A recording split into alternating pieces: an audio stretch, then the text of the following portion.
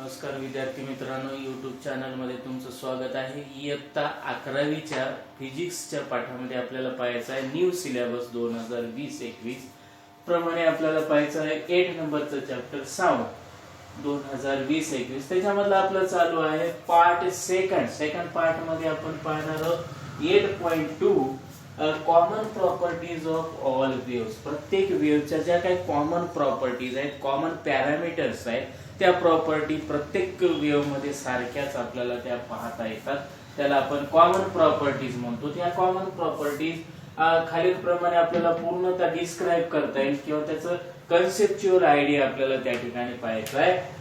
हे जो काही प्रकार आहे तो दे are describe by mechanical wave. हा प्रकार जो आहे तो मेकॅनिकल वेव्ह मध्ये आपल्याला त्या ठिकाणी पाहता येतो।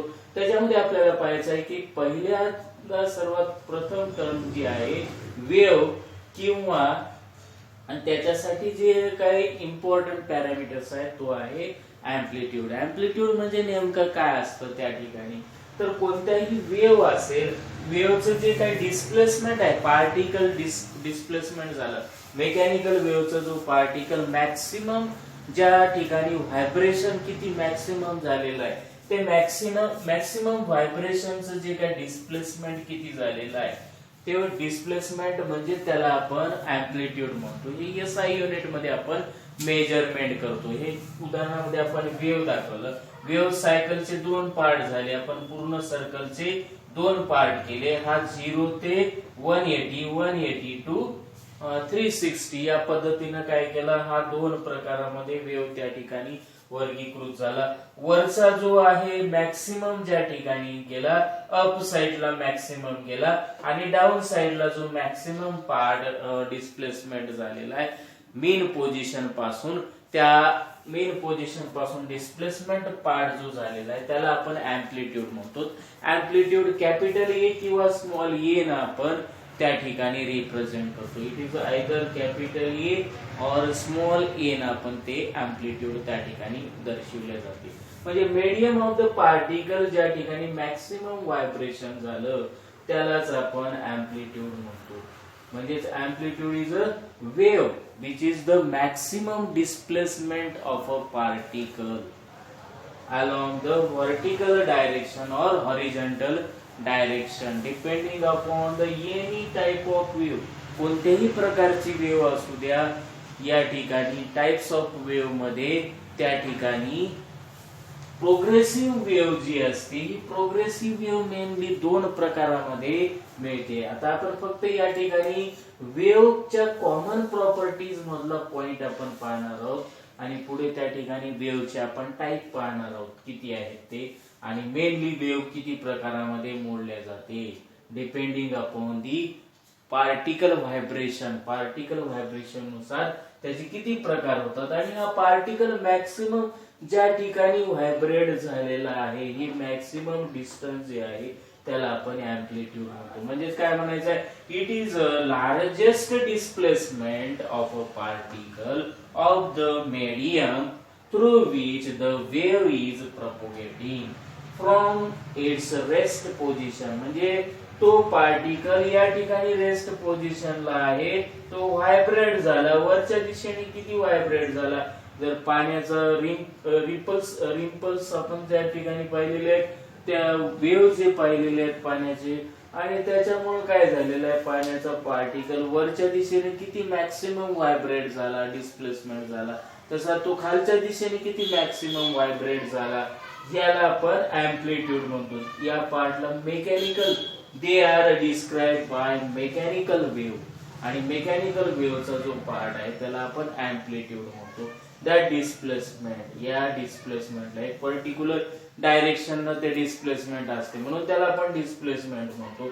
एक तर वरच्या दिशेने असेल किंवा खालच्या दिशेने असते, ते आपण वाय ऍक्सिस वर आपण रिप्रेझेंट करतो। आणि वेव्ह किती अंतर त्या ठिकाणी जातो, त्याची एनर्जी तो त्या पार्टिकल मार्फत किती लांब तो डिस्प्लेस होतो त्याला आपण वेव्ह लेंथ असं म्हणतो किंवा वेव्ह डिस्टन्स म्हणतो। हे वेव्ह डिस्टन्स आहे आणि हे वेव्ह अँप्लिट्यूड, याचा जर का आपण ग्राफ काढला तर आपल्याला काय मिळेल, या पद्धतीने असा त्या ठिकाणी ग्राफ मिळेल। म्हणजे पार्टिकल व्हायब्रेट किती झालेले आहेत पहिल्यांदा 0 होतं, नंतर मग पार्टिकल व्हायब्रेट झाला, पुढचा पार्टिकल होत होत ज्या ठिकाणी हा पार्टिकल मॅक्सिमम व्हायब्रेट झाला, पुन्हा मॅक्सिमम होत होत मिनिमम झाला, पुन्हा खालच्या दिशेने गेला, असं काय होईल, कंटिन्युअसली त्याचं व्हायब्रेशन्स असेल आणि या व्हायब्रेशनला आपण अँप्लिट्यूड असं म्हणतो. अँप्लिट्यूडची डेफिनेशन आपल्याला काय सांगता येते, मॅक्सिमम व्हायब्रेशन ऑफ पार्टिकल, त्याला आपण अँप्लिट्यूड असं म्हणतो. Maximum displacement of vibrating particle from its mean position, त्याला आपण व्हायब्रेशन्स म्हणतो. हे maximum vibration of a particle from mean position is called the amplitude of this wave. त्या अँप्लिट्यूडचा आपण वेव्ह असं म्हणतो. आता आपण दुसरी कन्सेप्ट त्याच्यामध्ये पाहूया. नेक्स्ट दुसरी कन्सेप्ट आपल्याला त्या ठिकाणी पाहायची आहे. आता पहा, याच्यामध्ये सेकंड जो प्रकार आहे त्याला 8.2 मधला सेकंड आहे. हा कॉमन प्रॉपर्टीज ऑफ वेव्स. याच्यामध्ये वेवलेंथ आपण पाहतो. वेवलेंथ म्हणजे काय की या ठिकाणी तरंग लांबी किती आहे. वेव आपण पाहिला, वेव मध्ये काय असते, क्रिस्ट आणि ट्रफ असतात. वरचा जो पार्ट आहे मॅक्सिमम व्हायब्रेशन पार्टिकल असते, 0 पासून मॅक्सिमम होतो पार्टिकल, मॅक्सिमम पासून परत 0 होतो आणि 0 पासून खालच्या दिशेने तो मॅक्सिमम होतो. वरच्या दिशेने जो मॅक्सिमम पार्ट हाफ सायकल तयार झाला त्याला आपण क्रिस्ट म्हणतो आणि खालच्या बाजूने जो हाफ सायकल तयार झाला त्याला आपण ट्रफ असं म्हणतो. आणि क्रिस्ट आणि ट्रफ हे अल्टरनेटिव्हली प्रोड्यूस होतात प्रत्येक वेव्ह मध्ये. मग आता या वेव्ह मध्ये आपण क्रिस्ट आणि ट्रफ पाहिलेला आहे. या क्रिस्ट आणि ट्रफ मध्ये जर काय याच्यामध्ये the distance between two successive particle, या ठिकाणचा हा सक्सेसिव्ह पार्टिकल मॅक्सिमम घेतला आणि दुसरा या ठिकाणचा हा मॅक्सिमम पार्टिकल घेतला. दोघांचाही डिस्टन्स मॅक्सिमम वरच्या दिशेने असणारा घ्यावा लागेल किंवा दोन्ही खालच्या दिशेने असणारेच पार्टिकल घ्यावं लागेल आणि त्याचा अँप्लिट्यूडही सारखाच त्या ठिकाणी घ्यावा लागेल. म्हणून आपण काय केलं की याचा अँप्लिट्यूड सारखे असणारे आणि एकाच दिशेला व्हायब्रेट झालेले या दोघांमधला जो काही अंतर आहे, किती अंतर आहे त्या वेव्हचं, त्यालाच आपण वेवलेंथ असं म्हणतो. म्हणजे काय, the distance between two successive particle which are in the same state of vibration. मग सारख्या स्टेट मध्ये व्हायब्रेशन, वरच्या दिशेने व्हायब्रेशन आहे मॅक्सिमम एवढा आहे, याचे व्हायब्रेशन वरच्या दिशेने आहे मॅक्सिमम एवढा आहे आणि या दोघांमधलं जे काही अंतर आहे त्या अंतराला आपण वेवलेंथ असं म्हणतो. This distance is called a wavelength. आणि यालाच आपण दुसऱ्या भाषेमध्ये काय म्हणतो, the distance between two successive crest. Successive म्हणजे याच्या नंतर येणारा जो काही आहे तो दोन्ही क्रिस्ट मधलं अंतर किंवा दोन्ही ट्रफ मधलं अंतर, त्याला आपण काय म्हटलेलं आहे, this is called the wavelength. किंवा वन कंप्लीट सायकल साठी जेवढा काही पिरियड लागतो आणि जेवढा अंतर त्या ठिकाणी तो पार्टिकल जातो 0 पासून इथपर्यंत येण्यासाठी, या 0 पर्यंत येण्यासाठी एक कंप्लीट सायकल त्या ठिकाणी व्हायब्रेशन्स होते. वन कंप्लीट व्हायब्रेशन त्याला म्हणतो, एक कंप्लीट व्हायब्रेशन पूर्ण होणं. हा 0 झाला, 0 पासून हा मीन पोझिशन, एक्स्ट्रीम पोझिशन, पुन्हा मीन पोझिशन, एक्स्ट्रीम पोझिशन, एक कंप्लीट या ठिकाणी व्हायब्रेशन झालं. 0 मीन पोझिशन, मीन पोझिशन, एक्स्ट्रीम पोझिशन, पुन्हा मीन पोझिशन, एक्स्ट्रीम पोझिशन, म्हणजे या ठिकाणी एक कंप्लीट व्हायब्रेशन्स त्याचं झालं.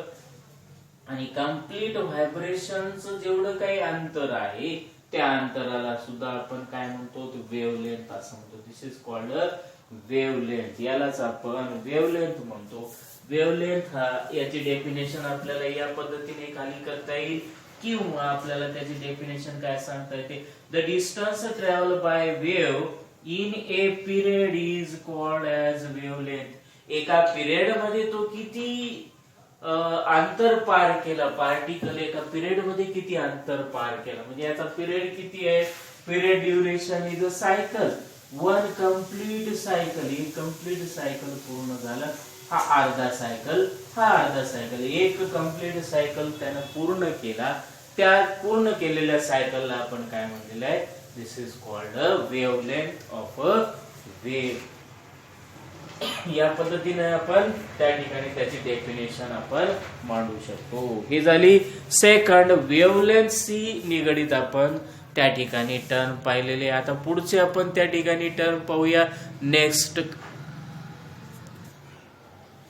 पाहता पुढचा जो काय नेक्स्ट जो आहे common properties of all waves, त्यामध्ये तिसरी प्रॉपर्टी आहे पिरियड.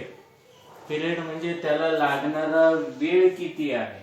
समजा आता या ठिकाणी हा वेव्ह आहे, हा एक क्रिस्ट आणि एक ट्रफ मिळून काय तयार होतो, एक कंप्लीट सायकल होतो. That is called one complete rotation और वन कंप्लीट व्हायब्रेशन. एक क्रिस्ट आणि एक ट्रफ मिळून एक कंप्लीट रोटेशन तयार होते. आणि या कंप्लीट रोटेशन होण्यासाठी जेवढा काही वेळ लागतो, कालावधी लागतो, त्या कालावधीला आपण काय म्हणतो, पिरियड म्हणतो. पिरियड ऑफ अ वेव्ह म्हणजेच काय, time required to complete one vibration by a particle. एक कंप्लीट व्हायब्रेशन होण्यासाठी पार्टिकलला जेवढा काही कालावधी, एक सायकल कंप्लीट करावी लागते, त्या सायकलला आपण काय म्हटलेलं आहे, त्या सायकलच्या टाइमला आपण लागणाऱ्या वेळेला आपण पिरियड म्हणलेला आहे. त्या पिरियड वेव्हचा पिरियड असं म्हणतो. हा जो काही कालावधी लागतो, हा कालावधी ज्या ठिकाणी अर्ध सायकल होण्यासाठीचा इंटरवल आहे, पुन्हा हा इंटरवल आहे, दोन्ही इंटरवल सारखेच असतात. याचं डिस्टन्स किती असते, λ/2 एवढं. लॅम्बडाच्या अर्ध λ/2 हे एवढं λ/2 डिस्टन्स आहे, एवढं λ/2 डिस्टन्स आहे. याला आपण काय म्हटलेलं आहे, वन कंप्लीट पिरियडचा लागणारा वेळ. आणि हे इंटरवल सारखंच असते टाइम. याला एवढा वेळ लागतो, हा वेळ सारखाच लागेल, त्यानंतर हा वेळ त्या ठिकाणी सारखाच लागेल. प्रत्येक medium of the particle vibrate होत असताना, कारण मीडियम ऑफ पार्टिकल जे असतात त्यांचा डेन्सर मीडियम सारखाच असतो, त्यामुळे ते व्हायब्रेट होतात. एनर्जी मिळाल्यामुळे व्हायब्रेट होतात आणि त्याला लागणारा कालावधी सारखाच असतो. हा दोन्ही सायकल जो आहे तो लागणारा कालावधी सारखा आहे, त्यामुळे त्याला आपण पिरियड म्हणतो. पिरियड टी म्हणजे the time required to complete one vibration by a particle of medium is called period. आणि तो आपण टी न रिप्रेझेंट करतो. आणि मेजर कशाने करतो, सेकंद. किती सेकंदामध्ये एक कंप्लीट व्हायब्रेशन झालेलं आहे, एक सायकल पूर्ण झालेला आहे. आणि त्या सायकल पूर्ण होण्यासाठी जो कालावधी लागतो, वेळ लागतो, त्या वेळेला पिरियड म्हणलो. आणि हा पिरियड सेकंद आपण रिप्रेझेंट करतो. आता पाहूया त्यानंतर चौथी जी काही टर्म आहे त्याला आपण डबल पिरियडिसिटी असं म्हणतो. डबल पिरियडिसिटी म्हणजे काय, की प्रत्येक स्पेस मध्ये म्हणजे एवढंच अंतर त्याला लागेल आणि त्याला लागणारा वेळ सुद्धा सारखा लागेल.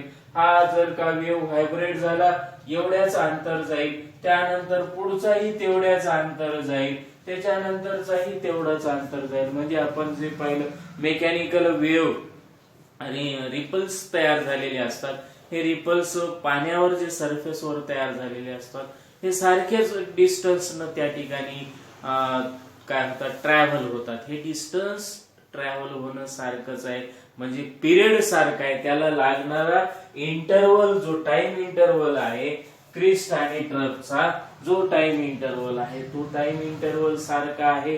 त्याला पिरियडिक इन टाइम असं म्हणतो. आणि दुसरा त्याला लागणारा स्पेस, अंतर किती झालेला आहे, स्पेस किती लागला, किती अंतर त्या ठिकाणी गेलेलं आहे, म्हणजे पिरियडिक इन टाइम आणि पिरियडिक इन स्पेस. म्हणून याला काय म्हणलेलं आहे, डबल पिरियडिसिटी. म्हणजे वेव्ह मोशन होत असताना त्या वेव्हचं एक व्हायब्रेशन होणं, हे व्हायब्रेशनचं अंतरही सारखंच आहे. आणि त्याला लागत असलेला जो काही वेळ असेल, टाइम असेल, त्या टाइम शुड बी सेम, सारखाच असेल. म्हणून याला म्हटलेलं आहे डबल पिरियोडिसिटी. म्हणजे कोणत्याही वेव्ह मध्ये periodic in time and periodic in space हा वेव्ह काय असतो, पिरियोडिक इन टाइम असतो आणि पिरियोडिक इन स्पेस असतो. सारख्याच अंतरावर सारख्याच वेळेमध्ये तो काय होतो, तेवढंच अंतर कापल्या जातो. वेव्ह हा तेवढंच अंतर कापल्या जातो. म्हणून त्या वेव्हला आपण प्रोग्रेसिव्ह वेव्ह म्हणतो. This type is a progressive wave. Mechanical wave is a progressive wave. आणि ही जी काय प्रोग्रेसिव्ह वेव्ह असते हे पिरियोडिक इन टाइम आणि पिरियोडिक इन स्पेस असते. This is about the fourth common properties of wave. वेव्हची चौथी कॉमन प्रॉपर्टीज आहे. त्यानंतर आपण पुढची प्रॉपर्टी या ठिकाणी पाहूया वेव्हची.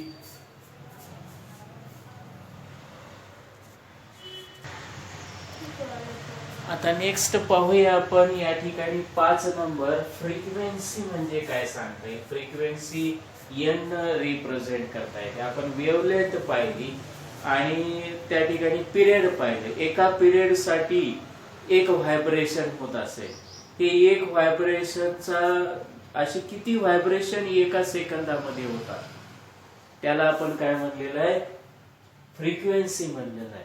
म्हणजे एका सेकंदामध्ये या ठिकाणी व्हायब्रेशन किती झालेलं आहे. हा जर ऑब्जेक्ट असेल, पार्टिकल असेल, तो एका सेकंदाला या ठिकाणी किती व्हायब्रेट झाला, या ए आणि बी पॉइंट मध्ये, ए आणि बी पॉइंट मध्ये किती व्हायब्रेट झाला एका सेकंदामध्ये. 2 व्हायब्रेशन झालं 2 हर्ट्ज, 3 व्हायब्रेशन झालं 3 हर्ट्ज. म्हणजे हे कशाने मोजले जाते, हर्ट्ज न मेजरमेंट केलं जाते. It is measured in hertz. SI unit of frequency is hertz. HZ. म्हणजे त्या ठिकाणी तो रेसिप्रोकल आहे, n = 1/t. एका सेकंदामध्ये किती व्हायब्रेशन झाले, अशी टाइम पिरियड किती झाली, किती व्हायब्रेशन झाले, याला आपण n असं म्हणतो. Number of vibrations perform by a particle during each second. प्रत्येक सेकंदाला किती व्हायब्रेशन झाली. समजा या ठिकाणी हा वेव्ह आपण या ठिकाणी काढला, या ठिकाणी हे काय झाली, फ्रिक्वेन्सी झाली, ही फ्रिक्वेन्सी झाली. त्यानंतर दुसरा वेव्ह काढला, ही झाली या वेव्हची फ्रिक्वेन्सी. म्हणजे या वेव्हला लागणारा टाइम जास्त असेल, या वेव्हला लागणारा टाइम कमी असेल. म्हणजे याची फ्रिक्वेन्सी लार्जर आहे, लार्जर फ्रिक्वेन्सी, आणि याची काय स्मॉल फ्रिक्वेन्सी, स्मॉल फ्रिक्वेन्सी. म्हणजे फ्रिक्वेन्सी बदलली म्हणजे त्याची काय बदलते, वेव्हलेंथ बदलते, वेव्हलेंथची साईज बदलते, साईज ऑफ वेव्हलेंथ बदलल्या जातो. म्हणजे त्याची वेव्हलेंथची साईज बदलली जाते, याची वेव्हलेंथची साईज बदलली जाते. म्हणजे प्रत्येक वेव्हलेंथची साईज सारखीच असू शकते. पहिला जो काही वेव्ह असेल त्या वेव्हची साईज सारखीच असेल, परंतु काही वेव्हज आपल्याला त्या ठिकाणी त्याची फ्रिक्वेन्सी जास्त असते, काही वेव्हची फ्रिक्वेन्सी कमी असते. म्हणजे काही वेळेला त्याचं व्हायब्रेशन फास्टर असते आणि फास्टर व्हायब्रेशन मध्ये त्या ठिकाणी किती व्हायब्रेशन पूर्ण कंप्लीट केलेले आहेत एका सेकंदामध्ये, त्याला आपण फ्रिक्वेन्सी असं म्हणतो. आणि ती फ्रिक्वेन्सी आपण हर्ट्ज नी रिप्रेझेंट करतो. That frequency should be represented by hertz. आता नेक्स्ट कॉमन आपल्याला पाहायचं आहे, पुढचा जो काही कॉमन प्रॉपर्टीज ऑफ वेव्ह आहे 6 नंबर.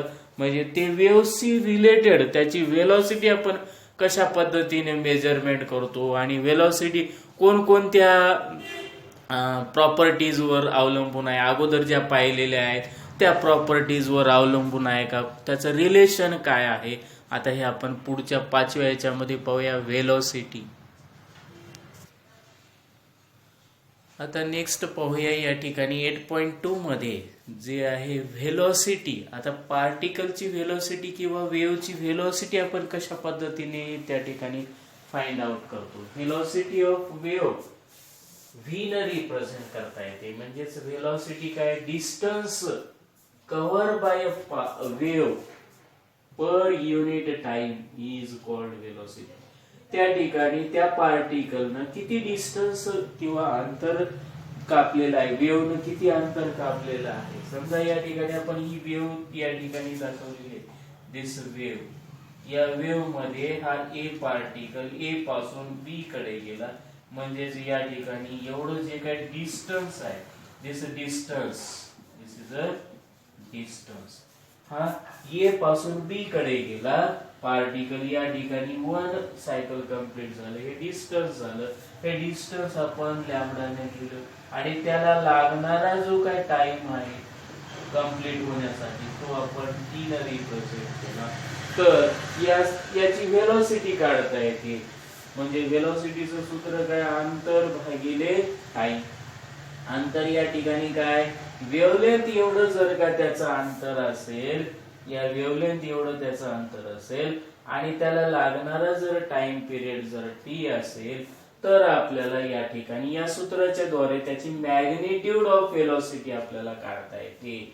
म्हणजे when a particle covers a distance equal to wavelength lambda एवढा असेल ड्युरिंग अ पिरियड टी जर असेल, तर त्या ठिकाणी magnitude of velocity how we can calculate, that is a wavelength divided by period. आपण वेव्हलेंथ डिवायडेड बाय पिरियड ने दाखवलेलं आहे. वेव्हलेंथ कशाला रिप्रेझेंट केलेली आहे, it is represented by lambda and period represented by T. आणि याच्यावरून काय लिहिता येईल, v equal to lambda by T 1. परंतु आपण फ्रिक्वेन्सी पाहिलं, what is a frequency, frequency n म्हणजे reciprocal of time. Here that quantity 1 by reciprocal of time which is equal to n आपल्याला लिहिता येईल. म्हणजे हा झाला n and to this lambda. v म्हणजेच n into lambda. म्हणजेच या ठिकाणी व्हेलॉसिटी, कोणत्याही याची व्हेलॉसिटी आपल्याला कशाने रिप्रेझेंट करता येईल, या ठिकाणी frequency of wave and to wavelength. म्हणजेच काय, व्हेलॉसिटी आहे. त्या वेव्हची व्हेलॉसिटी कशी काढता येईल, व्हेलॉसिटी म्हणजेच त्या वेव्हची फ्रिक्वेन्सी किती आहे आणि त्याची वेव्हलेंथ किती आहे, याचा जर प्रॉडक्ट काढला तर त्याला आपण व्हेलॉसिटी असं म्हणतो. It is a product of these two frequency and velocity which is represented by v equal to n lambda. आणि हे कशामध्ये मेजरमेंट केलं जाते, मीटर पर सेकंद. व्हेलॉसिटी कशामध्ये मोजतात, मीटर प्रति सेकंद.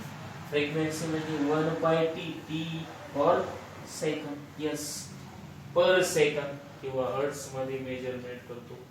तर या ठिकाणी याचं युनिट काय, मीटर पर सेकंद. कोणताही वेव्ह त्या ठिकाणी त्याच्या पार्टिकलची व्हेलॉसिटी म्हणजे तो त्या ठिकाणी किती 1 कंप्लीट सायकल करण्यासाठी त्याला लागणारा पिरियड आणि त्याचं अंतर, याचा जो काही रेशो आहे त्या रेशोला आपण व्हेलॉसिटी असं म्हणतो.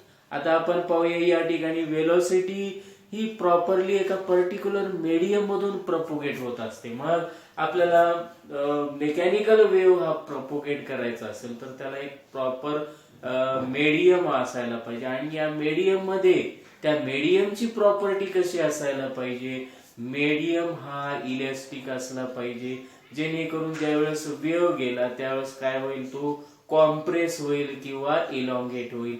या दोन्ही पैकी 2 प्रोसेस होईल, कॉम्प्रेशन आणि रेरिफिकेशन होईल. अल्टरनेटिव्हली कॉम्प्रेशन आणि रेरिफिकेशन त्याच्यामध्ये झालं पाहिजे. म्हणजे त्याच्यामध्ये इनर्शिया असला पाहिजे, त्याचा रेजिस्टन्स कमी असला पाहिजे. रेजिस्टन्स कमी राहिला तर ती वेव्ह काय होईल, लॉंग ड्युरेशन किंवा लॉंग पिरियड मध्ये तो वेव्ह आपल्याला ऐकता येतो. साऊंड वेव्ह जो आहे, साऊंड वेव्हचा आवाज काय होईल, ध्वनी आपण बोललेला आवाज काही अंतरापर्यंत जातो, मग नंतर पलीकडे का जात नाही, कारण काय होते की ती जी काही एनर्जी आहे ती एनर्जी पार्टिकल ऍब्सॉर्ब करतात आणि रिमेनिंग एनर्जी काय करतात, पुढे वाट लावतात. त्यामुळे काय होते, वेव्ह डॅम्प होते. डॅम्प म्हणजे कमी कमी कमी कमी होत जाते. ज्यावेळेस आपण सायकल चालवतो, सायकल चालवत असताना पायडल आपण मारत राहिलं तर सायकल त्या कॉन्स्टंट स्पीड न राहील. आपण पायडल मारणं स्टॉप केलं तर काय होईल, त्या ठिकाणी सायकलीचा वेग कमी कमी होईल आणि काही वेळाच्या नंतर सायकल स्टॉप होईल. तशा पद्धतीनं काय होतो की वेव्ह ची वेलॉसिटी तिथपर्यंत जाईल, त्यानंतर काय होईल, त्या ठिकाणी वेलॉसिटी त्याची कमी कमी डिक्रीज होत होत काय होईल, काही अंतराच्या नंतर त्या ठिकाणी स्टॉप होईल. त्याची वेव्हलेंथ कमी होईल, त्याचा अँप्लिट्यूड कमी होईल, त्याची एनर्जी ऍब्सॉर्ब झाल्यामुळं त्या ठिकाणच्या पार्टिकलचं व्हायब्रेशन स्टॉप होईल. म्हणून आपल्याला सांगता येईल की एखादा जरी त्या ठिकाणी आपण मटेरियल मीडियम जर का कन्सिडर केलं तर त्याचा मटेरियल मीडियमचा रेजिस्टन्स कमी असायला पाहिजे आणि त्यामुळे ती जास्तीत जास्त अंतरापर्यंत त्या ठिकाणी वेव्ह ही काय होईल, प्रपोगेट होईल. पाहूया आपण काय पॉइंट्स त्या ठिकाणी दिलेले आहेत वेव्ह साठी. वेव्ह कशी असायला पाहिजे, मेकॅनिकल वेव्ह ज्यावेळेस आपण प्रपोगेट करतो, propagation of a mechanical wave, mechanical wave propagate करत असताना त्या ठिकाणी आपल्याला मीडियम कशा पद्धतीने असायला पाहिजे. Propagation of mechanical wave is possible through a medium if a medium possesses following property. काय फॉलोइंग प्रॉपर्टी असेल म्हणजे पहिली प्रॉपर्टी काय सांगता येते, medium should be continuous and elastic. Continuous त्या ठिकाणी गेली पाहिजे आणि इलॅस्टिक असली पाहिजे. म्हणजेच काय होईल, medium should regain original state after removal of deforming force. Deforming force दिल्यामुळे काय होईल, तो ओरिजिनल पोझिशनला यायला पाहिजे. डिफॉर्मिंग फोर्स रिमूव्ह केला, एनर्जी दिली, डिफॉर्म झाला, कॉम्प्रेस झाला, परत एनर्जी गेली, कॉम्प्रेशन निघून गेलं. या पद्धतीनं त्याची प्रॉपर्टी असायला पाहिजे. दुसरी प्रॉपर्टी आपल्याला सांगता येते, मीडियम शूड पजेस इनर्शिया. त्याला एक इनर्शिया असला पाहिजे, त्यामुळे it must be capable of storing energy and transfer it in the form of waves. म्हणजे मीडियम ऑफ पार्टिकल त्या ठिकाणी एनर्जी स्टोअर केली पाहिजे आणि ती एनर्जी त्यांनी त्या ठिकाणी ट्रान्सफर केली पाहिजे. ही दुसरी प्रॉपर्टी त्याच्यामध्ये असायला पाहिजे. म्हणजे मीडियम कशा पद्धतीनं असायला पाहिजे हे आपल्याला त्या याच्यावरून आपल्याला लक्षात आलं. आणि तिसरी जी काही मेन प्रॉपर्टी आपल्याला ते सांगता येईल की या ठिकाणी वेव्स हा त्याचं फ्रिक्शन, प्रॉपर्टीच्या वेव्हचं फ्रिक्शन कमी असलं पाहिजे, घर्षण कमी असलं पाहिजे, जेणेकरून त्या ठिकाणी काय होईल, वेव्ह त्याच्यामधून पास झाली. The frictional resistance of medium must be negligible.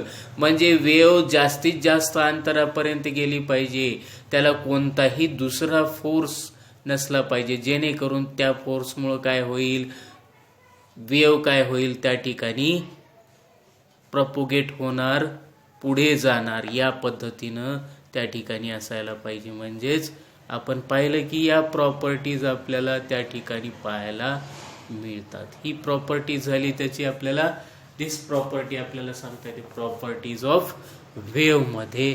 या पद्धतीनं कोणती प्रॉपर्टीज आहे, तिसरी, the frictional resistance of medium must be negligible. कमी असला पाहिजे, जेणेकरून वेव्हचं डॅम्पिंग ऑसिलेशन कमी होणार नाही, कंटिन्युअस ती वेव्ह त्याच्यामधून पास होत राहील. त्याला आपण फ्रिक्शनल रेजिस्टन्स म्हटलेलं आहे. आणि प्रोग्रेसिव्ह वेव्ह म्हणजे काय, की अशा प्रकारची wave which can be continuously progressive on that period or time. त्या पिरियड किंवा टाइम मध्ये ती वेव्ह काय होईल, कंटिन्युअसली प्रोग्रेस होईल.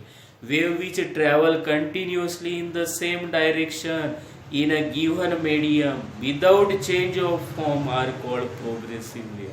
त्यालाच आपण प्रोग्रेसिव्ह वेव्ह असं म्हणतो. मग प्रोग्रेसिव्ह वेव्ह म्हणजेच एखाद्या मीडियम मधून ती कंटिन्युअसली जाईल. केव्हा जाईल, त्याचा फ्रिक्शनल रेजिस्टन्स कमी असला पाहिजे, त्याचा इनर्शिया कमी असला पाहिजे, त्या वेव्हचा इनर्शिया कमी असला पाहिजे, तरच आपण त्या वेव्हला आपण म्हणतो की ती पर्टिक्युलर वेव्ह त्याच्यामधून काय होईल, प्रपोगेट होईल किंवा पास होईल. आता नंबर 7 आपण या ठिकाणी पाहूया की फेज आणि फेज डिफरन्स म्हणजे काय सांगता येईल. त्या ठिकाणी फेज आणि फेज डिफरन्स ऑफ वेव्ह आपण पाहूया पुढील याच्यामध्ये.